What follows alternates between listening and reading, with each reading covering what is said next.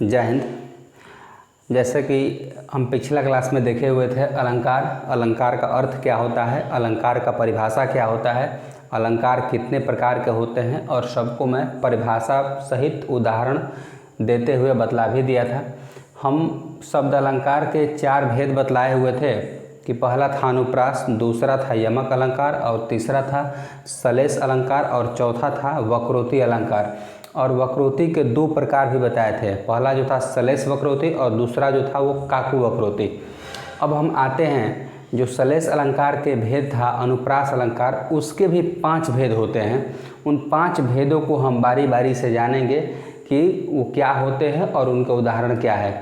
ध्यान से वीडियो को पूरा देखिए, आपको अच्छा लगेगा, आनंद भी आएगा, मज़ा भी आएगा और आसानी से समझने योग्य उदाहरण मैं यहाँ पे आपके सामने रख भी रहा हूँ, जिससे आपको समझने में कोई दिक्कत नहीं होगी, कठिनाई नहीं होगी। पहला जो है छेका अनुप्रास अलंकार। तो छेका अनुप्रास अलंकार कहता क्या है? कहा जाता है कि किसी काव्य में, किसी संगीत में, किसी कविता में, किसी चौपाई में, किसी दोहा में जब एक वर्ण 2 बार आए, जब एक वर्ण 2 बार आए, तब उस हम काव्य को क्या कहते हैं? छेका अनुप्रास अलंकार कहते हैं। लिखा गया है जहाँ एक वर्ण 2 बार आए, जिस किसी भी काव्य में एक वर्ण 2 बार आ जाए तो उसको हम छेका अनुप्रास अलंकार कहते हैं। जैसे कि देखिए उदाहरण स्वरूप आपको 14वीं का चांद हो या आफताब हो, जो भी हो तुम खुदा की कसम लाजवाब हो। ये 70-80 के दशक का एक मशहूर गाना था, किसी फिल्म का, मुझे याद नहीं आ रहा है। 14वीं का चांद हो या आफताब हो, जो भी हो तुम खुदा की कसम लाजवाब हो। अब यहाँ चौ देख लीजिए, आपको यहाँ भी आया हुआ है और यहाँ भी आया हुआ है, 2 जगह चौ आया हुआ है। तो देख लीजिए कि एक ही वर्ग जो होते हैं वो चौ 2-2 बार आया हुआ है, यहाँ पे, यहाँ पे और यहाँ पे। और यही कह रहे हैं कि जहाँ एक वर्ण 2 बार आया, चौ 2 बार आया है ना, अब कोई और है जो 2 बार आया है? नहीं आया है।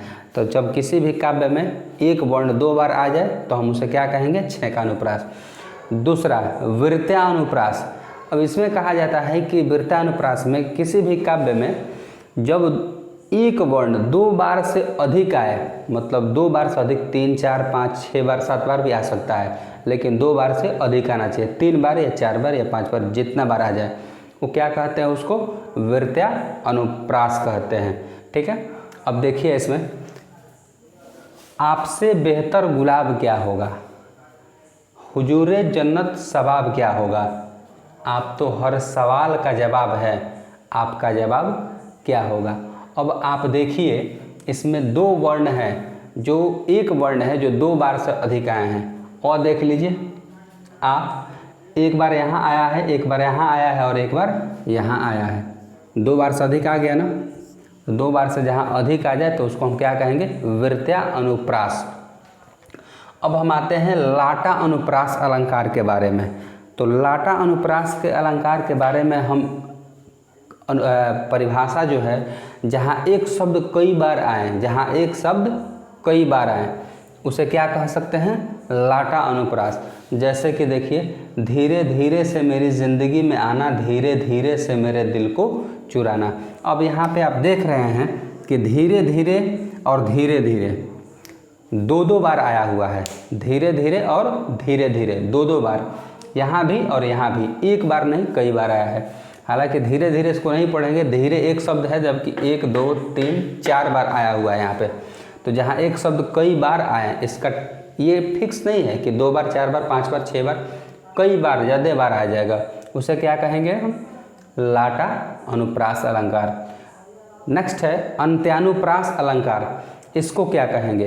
पंक्ति के अंत के वर्ण समान रहते हैं। जैसे कि हम शेरो शायरी करते हैं तो अंत के जो वर्ण होते हैं वो क्या होते हैं? समान आ जाता है। जैसे आता है, जाता है, जाता है, हो जाता है ना, तो ये वर्ण समान हो जाते हैं, तो इसको क्या कहते हैं?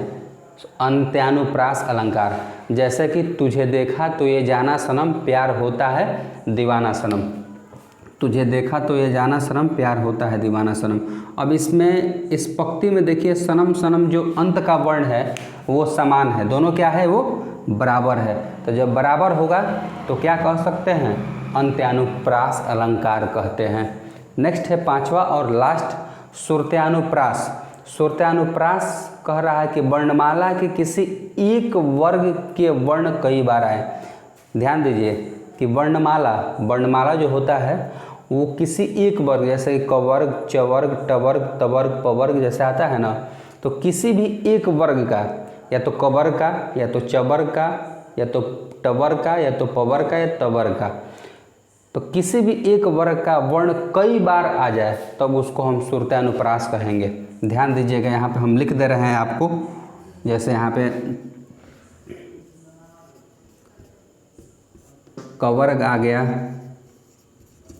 चवर्ग आ गया, टवर्ग आ गया, उसके बाद तवर्ग आ गया, पवर्ग। आई होप आप लोग जानते होंगे कि इसको क्या कहते हैं। कवर्ग उसको कहते हैं जो क से लेकर अंग तक रहता है, जैसे क, ख, ग, घ, अंक, इन पांचों को कवर्ग कहते हैं। चवर्ग च, छ, ज, झ, य, इन पांचों को चवर्ग। उसी तरीके से ट से लेकर अ तक, त से लेकर न तक, प से लेकर व तक, इस सभी को हम एक नाम दे दिया गया है शॉर्ट फॉर्म में, टवर्ग, तवर्ग और पवर्ग। तो वही कह रहा है इसमें कि वर्णमाला के किसी एक वर्ग, अब देख लीजिए यहाँ पे कवर्ग है, चवर्ग है, टवर्ग है, तवर्ग है, पवर्ग है, इसमें से किसी भी एक वर्ग के वर्ण, एक वर्ग के वर्ण, या तो क, या तो ख, या तो ग, कोई एक कई बार आए तब उसको क्या कहेंगे, श्रुत्यानुप्रास।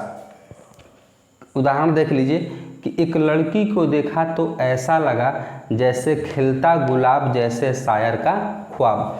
अब देख लीजिए इसमें जो क, ख, ग, घ है, क वाला क वर्ग है, इससे ज़्यादा इसका वर्ण आया हुआ है। क वर्ग जो है इस वर्ग का वर्ण बार बार आया हुआ है। जैसे देख लीजिए क,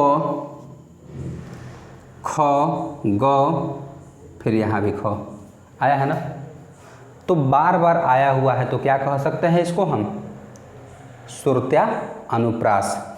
अब हम लोग नेक्स्ट क्लास में देखेंगे कि अर्था अलंकार के परिभाषा क्या होते हैं, उसके बाद उभय अलंकार के क्या होते हैं। तो आई होप आप लोग को समझ में आया होगा।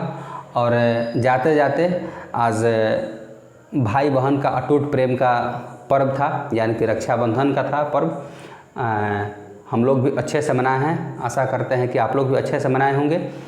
तो इसी के साथ मैं आप लोग को भी धन्यवाद, ढेर सारी शुभकामनाएं रक्षाबंधन की। मिलते हैं नेक्स्ट वीडियो में अर्थालंकार को लेकर।